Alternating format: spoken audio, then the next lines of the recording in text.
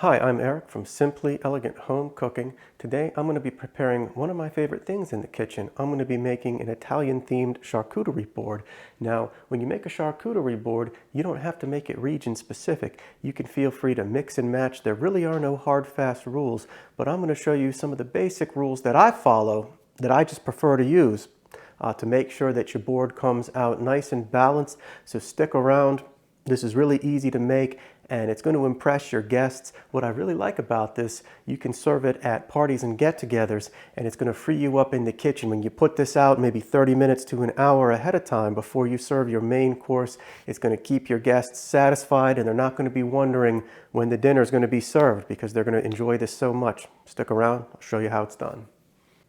So for my Italian charcuterie board, I'm going to be showing you some of my favorite ingredients. But this is a dish where you can really get creative, so you can feel free to substitute anything that you like. This is really limited only by your own creativity. There's no hard, fast rules. So I'm going to start with some Foligno salami. And what this is an Italian salami. It has cracked black pepper and sherry wine in it, and it's aged. And next I'm going to add on some cheese. This is actually my favorite cheese. This is a 24-month aged Parmigiano Reggiano. This is a very salty and nutty cheese. It has a really nice flavor. This is actually produced in the same region as the Foligno salami, so those two pair together really well. That's why I'm going to put them next to each other on the board.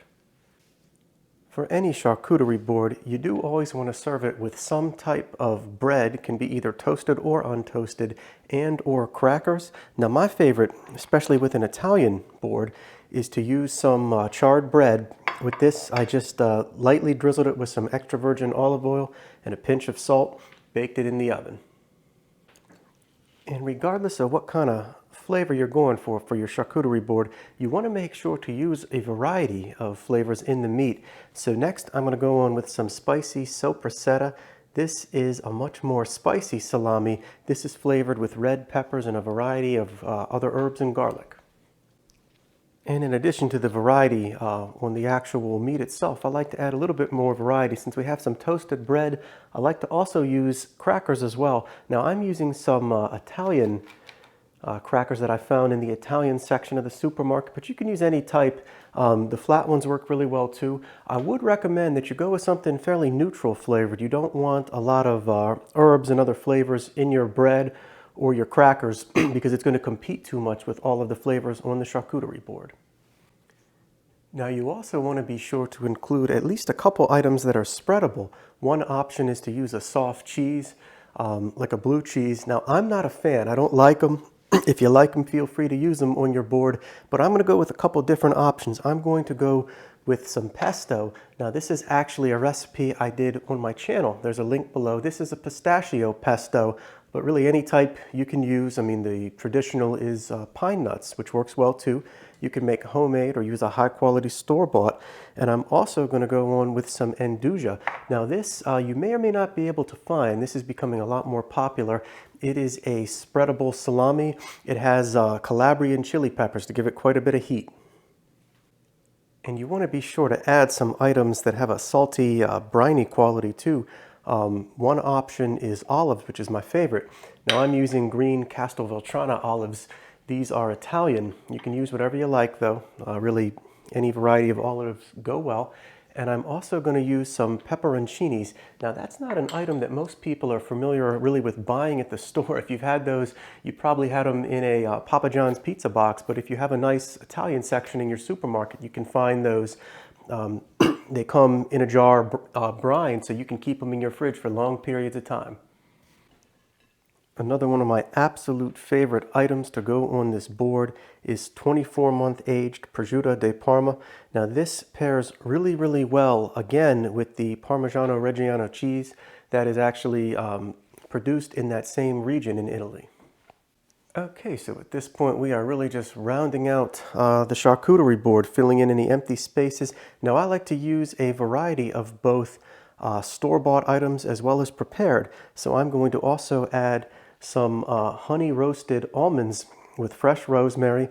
These are really simple. All you need to do is buy some raw almonds. Make sure you start raw. because you're going to roast them yourself. You just want to add a little bit of extra virgin olive oil and a little bit of honey. You want to roast them for about 12 to 15 minutes, 300 degrees Fahrenheit. And at the last couple minutes of the roasting process, add in some finely minced fresh rosemary. And this next item is just a store-bought one you can again keep in your fridge. These are some sun-dried tomatoes. They're going to go nicely to balance out some of the sharper flavors on the board. I'm going to add in a second type of cheese. I always like to use at least two. Here is some fresh mozzarella.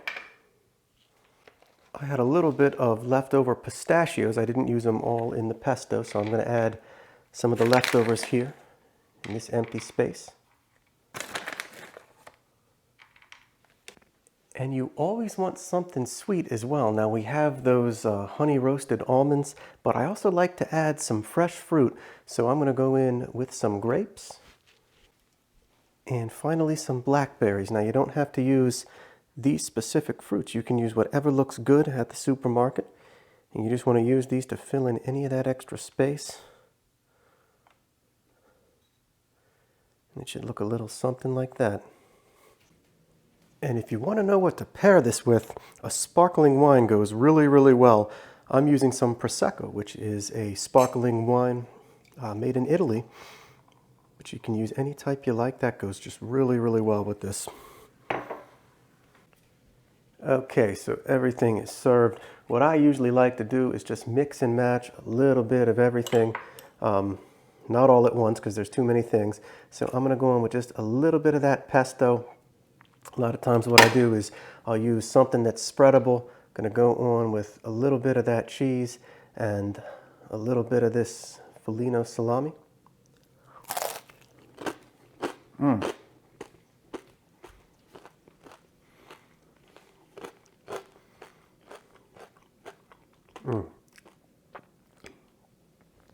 So that's so good. You know, we used really, really high quality ingredients. When you make a charcuterie board, don't get carried away on the quantity. You want to focus on the quality. We used only really high quality ingredients. This turned out amazing. I really hope you enjoyed. Leave me a comment in the comment section below. Let me know what your favorite item to include on your charcuterie board, along with any other comments that you want to make. I'm Eric from Simply Elegant Home Cooking. Be sure to like and subscribe, and I'll see you again real soon.